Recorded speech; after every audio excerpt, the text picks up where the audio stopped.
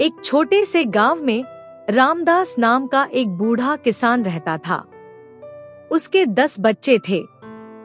परिवार बड़ा था, लेकिन गरीबी भी उतनी ही बड़ी थी। फिर भी रामदास ने अपने बच्चों को हमेशा एक ही सीख दी, ईमानदारी सबसे बड़ी दौलत है। रामदास सुबह सूरज निकलने से पहले खेत में काम करने चला जाता।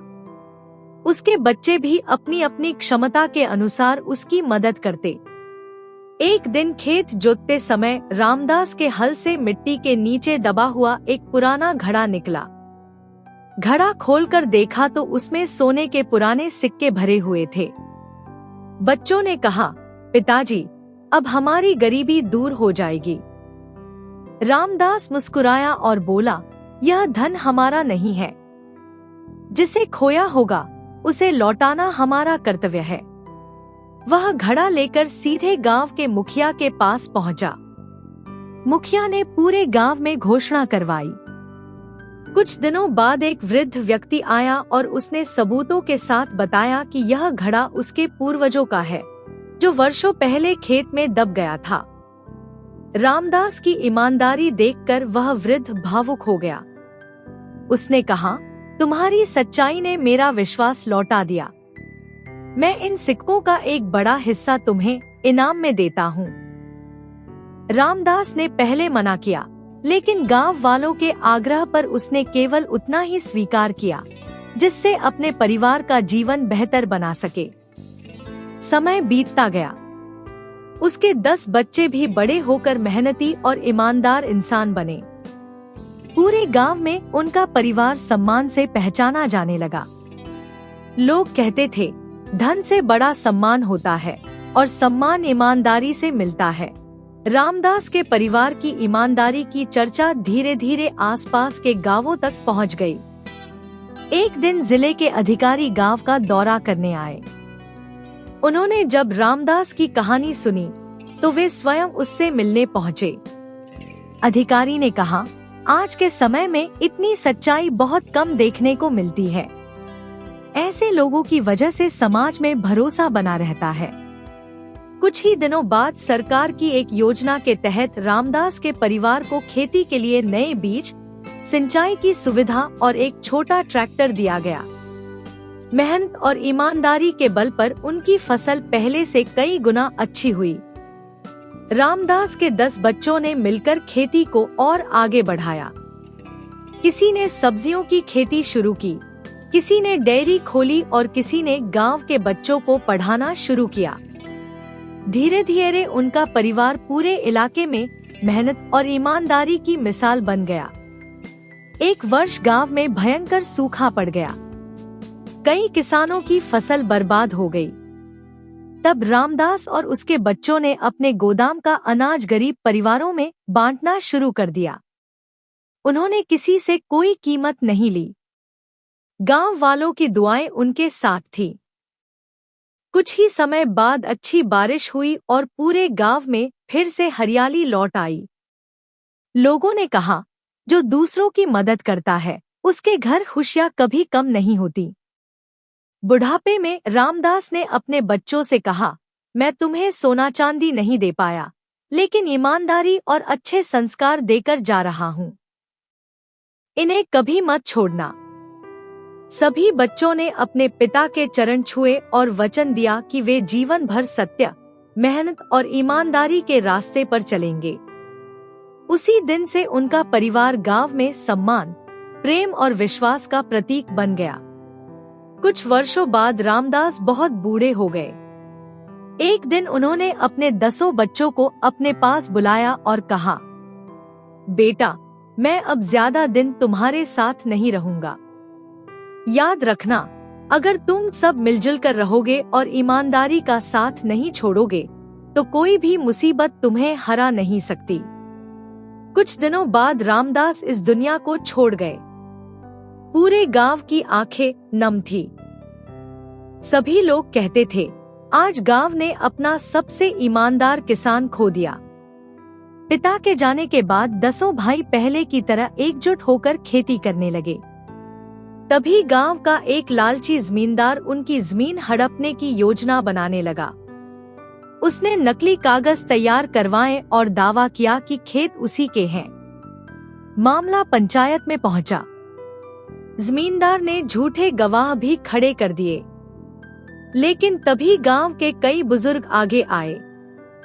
उन्होंने पंचायत को बताया कि रामदास ने पूरी जिंदगी ईमानदारी से खेती की थी और यह जमीन उनके परिवार की ही है।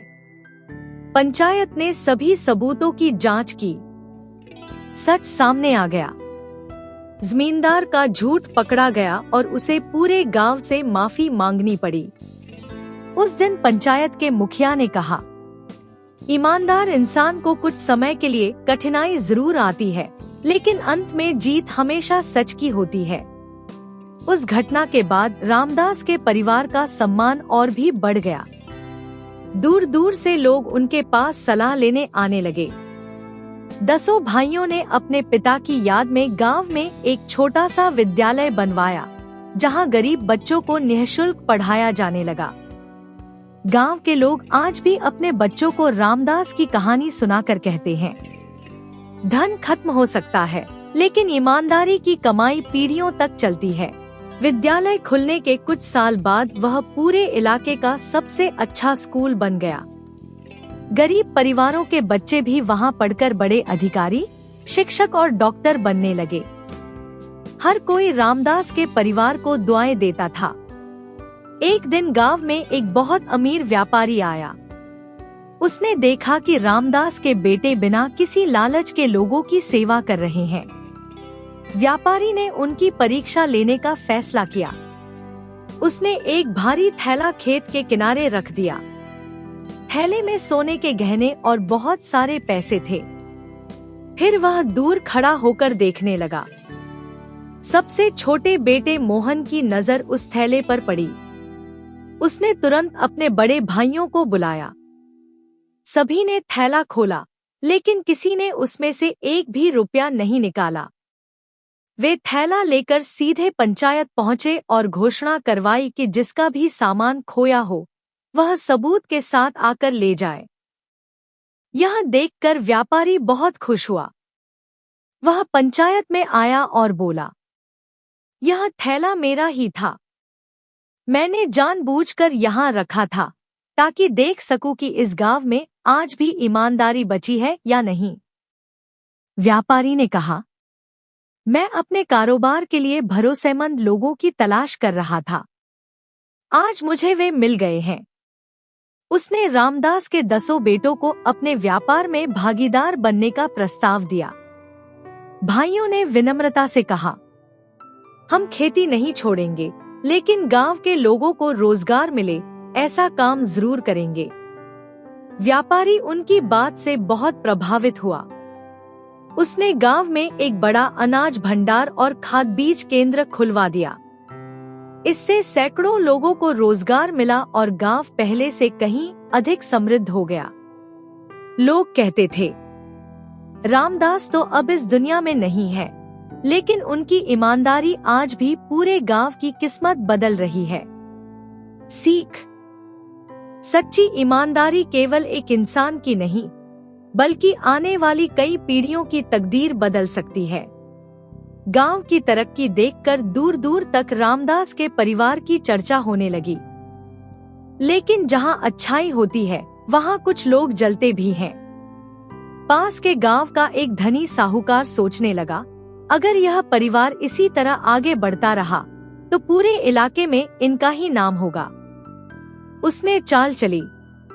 उसने रात के अंधेरे में अनाज के गोदाम में चोरी करवाई और झूठा आरोप रामदास के बेटों पर लगा दिया। सुबह पूरे गांव में हड़कंप मच गया। कुछ लोगों ने बिना सच जाने बातें बनानी शुरू कर दी, लेकिन 10 भाइयों ने धैर्य नहीं खोया। उन्होंने कहा, हमने जीवन भर ईमानदारी का साथ दिया है। सच एक दिन सबके सामने आ जाएगा। उसी रात गांव के प्राचीन शिव मंदिर के पुजारी को एक सपना आया। सपने में भगवान महादेव ने संकेत दिया कि असली चोर गांव के बाहर पुराने खंडहर में छिपे हैं। सुबह पुजारी ने यह बात पंचायत को बताई। गांव वाले खंडहर पहुंचे तो वहां चोरी का सारा सामान और चोर पकड़े गए। पूछताछ में उन्होंने स्वीकार किया कि साहूकार ने ही उन्हें चोरी करने के लिए भेजा था। साहूकार शर्म से सिर झुका बैठा। उसने पूरे गांव और रामदास के परिवार से हाथ जोड़कर माफी मांगी। पंचायत ने कहा, जिस परिवार ने हमेशा सच और ईमानदारी का साथ दिया, उसे कोई झूठ बदनाम नहीं कर सकता। उस दिन शिव मंदिर में पूरे गांव ने मिलकर भंडारा कराया। सभी ने भगवान महादेव का धन्यवाद किया। रामदास के सबसे बड़े बेटे ने मंदिर की सीढ़ियों पर खड़े होकर कहा, पिताजी हमेशा कहते थे, ईमानदारी का रास्ता कठिन जरूर होता है, लेकिन उस रास्ते पर भगवान स्वयं साथ चलते हैं। उस दिन के बाद गांव में फिर कभी किसी ने उस परिवार पर शक नहीं किया। उनका नाम सम्मान, विश्वास और सेवा का प्रतीक बन गया। सीख: जो व्यक्ति सच्चे मन से ईमानदारी का पालन करता है, उसकी रक्षा समय आने पर सत्य और ईश्वर दोनों करते हैं। महादेव की कृपा से गांव में सुख शांति लौट आई। लेकिन जीवन की सबसे बड़ी परीक्षा अभी बाकी थी। एक वर्ष लगातार बारिश होती रही। नदी का पानी इतना बढ़ गया कि पूरे गांव में बाढ़ आ गई। खेत, घर और पशु सब खतरे में पड़ गए। लोग अपनी जान बचाने के लिए इधर उधर भागने लगे। रामदास के 10 बेटों ने बिना अपनी चिंता किए गांव वालों की मदद शुरू कर दी। किसी ने बच्चों को सुरक्षित स्थान पर पहुंचाया, किसी ने बुजुर्गों को कंधे पर उठाया, तो किसी ने नाव से लोगों को बाहर निकाला। इसी बीच सबसे छोटे भाई मोहन ने देखा कि एक छोटी बच्ची तेज बहते पानी में फंसी हुई है। उसने बिना देर किए अपनी जान की परवाह किए बिना उसे बचा लिया। पूरा गांव उनकी बहादुरी देखकर भावुक हो गया। बाढ़ खत्म होने के बाद गांव में खाने पीने की भारी कमी हो गई। तब रामदास के बेटों ने अपने गोदाम का बचा हुआ अनाज बिना किसी भेदभाव के सभी परिवारों में बांट दिया। कुछ महीनों बाद जिले के अधिकारी फिर गांव आए। उन्होंने देखा कि पूरे संकट के समय सबसे आगे रामदास का परिवार ही खड़ा था। अधिकारी ने गांव की सभा में कहा, धनवान वह नहीं जिसके पास सबसे ज्यादा पैसा हो, बल्कि वह है जो मुसीबत में सबसे ज्यादा लोगों के काम आए। सरकार ने गांव में एक नया पुल, पक्की सड़क और सिंचाई की व्यवस्था बनवाई। गांव पहले से अधिक समृद्ध हो गया। उस शाम शिव मंदिर में पूरे गांव ने दीप जलाए। सभी ने भगवान महादेव का धन्यवाद किया और रामदास को याद करते हुए कहा, एक ईमानदार किसान इस दुनिया से चला गया, लेकिन उसके संस्कार आज भी पूरे गांव को रोशनी दे रहे हैं। 10 भाइयों ने एक स्वर में प्रण लिया, जब तक हम जीवित हैं, सत्य, ईमानदारी और सेवा का रास्ता कभी नहीं छोड़ेंगे। उस रात मंदिर की घंटियां गूंज उठीं और पूरे गांव में शांति और खुशियों का वातावरण फैल गया। सीख: ईमानदारी, सेवा और एकता से बड़ी कोई ताकत नहीं होती। ऐसे लोगों पर समाज का विश्वास और भगवान की कृपा हमेशा बनी रहती है। बाढ़ के कुछ महीने बाद गांव में सब कुछ सामान्य होने लगा। एक दिन रामदास का सबसे छोटा बेटा मोहन खेत में काम कर रहा था। तभी उसे मिट्टी में दबा हुआ एक पुराना लकड़ी का संदूक मिला। मोहन ने संदूक खोला तो उसमें कुछ पुराने चांदी के सिक्के, तांबे के बर्तन और एक पुरानी डायरी थी। वह सब कुछ घर ले जाने के बजाय सीधे पंचायत में पहुंच गया। पंचायत ने डायरी पढ़ी। उसमें लिखा था कि यह संदूक एक किसान हरिनारायण का है, जो कई वर्ष पहले गांव छोड़कर चला गया था। पूरे गांव में घोषणा करवाई गई। 2 दिन बाद एक बहुत बूढ़ा व्यक्ति अपने पोते के साथ गांव पहुंचा। उसने डायरी और संदूक की पहचान कर ली। उसकी आंखों से खुशी के आंसू बहने लगे। वृद्ध किसान ने कहा, बेटा, मैंने कभी नहीं सोचा था कि मेरा खोया हुआ सामान मुझे वापस मिलेगा। तुम्हारी ईमानदारी ने मेरा विश्वास फिर से जगा दिया। उसने अपनी खुशी से मोहन को आशीर्वाद दिया और कहा, मैं अब बहुत बूढ़ा हो चुका हूँ। मेरी कोई खेती करने वाला नहीं है। मैं अपनी आधी जमीन तुम्हें सौंपना चाहता हूँ ताकि तुम उसकी देखभाल कर सको। मोहन ने हाथ जोड़कर कहा, बाबा, मुझे आपकी जमीन नहीं चाहिए। आपका आशीर्वाद ही मेरे लिए सबसे बड़ा धन है। वृद्ध किसान उसकी बात से इतना प्रभावित हुआ कि उसने अपनी जमीन गांव के अनाथालय और विद्यालय के नाम दान कर दी। साथ ही मोहन को विद्यालय का संरक्षक बना दिया। उस दिन पूरे गांव ने महसूस किया कि सच्ची ईमानदारी केवल धन नहीं दिलाती, बल्कि लोगों का विश्वास और आशीर्वाद भी दिलाती है। शाम को शिव मंदिर में आरती हुई। मंदिर के पुजारी ने कहा, जिस घर में सत्य, सेवा और ईमानदारी रहती है, वहां भगवान की कृपा अपने आप चली आती है। गांव के बच्चे आज भी रामदास और उसके 10 बेटों की कहानी सुनकर यही सीख लेते हैं कि सच्चाई का रास्ता कठिन हो सकता है, लेकिन उसकी मंजिल हमेशा उज्जवल होती है। समय बीतता गया। रामदास के 10 बेटे बूढ़े हो गए, लेकिन उन्होंने अपने पिता की सीख कभी नहीं छोड़ी। उनके बच्चे और पोते पोतियां भी उसी रास्ते पर चलने लगे। एक दिन जिले के कलेक्टर ने पूरे गांव का दौरा किया। उन्होंने देखा कि गांव में न कोई झगड़ा था, न चोरी और न ही कोई भूखा सोता था। हर परिवार एक दूसरे की मदद करता था।